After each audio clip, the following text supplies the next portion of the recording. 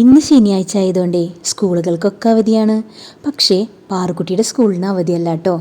അപ്പം ഞാൻ ഒരു ഗ്ലാസ് ചായ ഇട്ടിട്ട് ആ റോട്ടിലേക്ക് നോക്കിയിരുന്ന് വായും തുറന്നിരുന്ന് കുടിക്കാൻ അടിപൊളിയാട്ടോ. ഇതിനിടയിൽ പാറുക്കുട്ടി വന്നിട്ടുണ്ട് കേട്ടാ. എണീറ്റ് വരുന്നതാണ്. ക്യാമറ ഓണാന്നറിഞ്ഞപ്പോൾ നാണം കെട്ടിട്ടാട്ടോ വരുന്നത്. പിന്നെ ഞാൻ ഉള്ളി സാമ്പാറിന് വേണ്ടി കുക്കറിലേക്ക് റെഡിയാക്കി വെച്ചു കേട്ടോ. ഞാൻ ഉള്ളി സാമ്പാർ വയ്ക്കുമ്പോൾ അതിലൊരു തക്കാളി കൂടി ഇട്ടോ. അപ്പോൾ ഒരു പ്രത്യേക ടേസ്റ്റാണ് സാമ്പാറിന്. ഇവിടെ ശനിയാഴ്ച സ്കൂളുണ്ട് എന്ന് പറഞ്ഞാൽ ഏട്ടനത് പ്രേതം കുരിശ് കണ്ട പോലെയാണ്. ഏട്ടന് ഇഷ്ടമല്ല പാറുകുട്ടീനെ ശനിയാഴ്ച സ്കൂളിലേക്ക് വിടാൻ. ആകെ 2 ഹോളിഡേയ്സ് അല്ലേ ഉള്ളൂ, അതിപ്പോൾ എന്തിനാപ്പം അന്ന് സ്കൂൾ വയ്ക്കണേ എന്ന് പറയും ഏട്ടൻ. പക്ഷേ കഴിഞ്ഞ ആഴ്ച ഇവരുടെ സ്കൂളിലെ ടീച്ചേഴ്സ് എല്ലാം കലോത്സവത്തിന് പോയ കാരണം അന്ന് അവധിയായിരുന്നു. അതിന് പകരമായിട്ടാണത്രേ ഇപ്പോൾ ഈ ശനിയാഴ്ച ക്ലാസ് വെച്ചിരിക്കുന്നത്.